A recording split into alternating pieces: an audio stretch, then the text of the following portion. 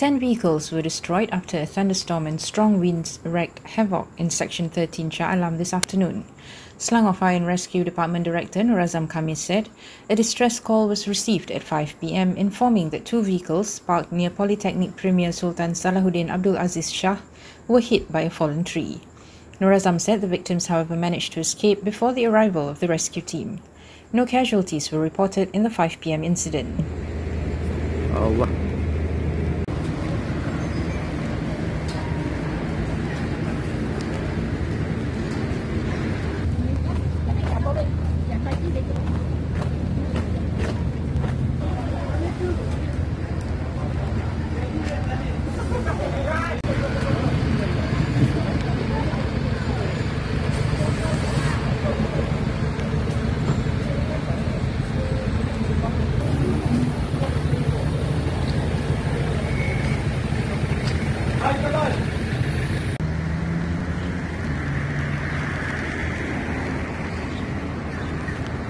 Okay, mentah.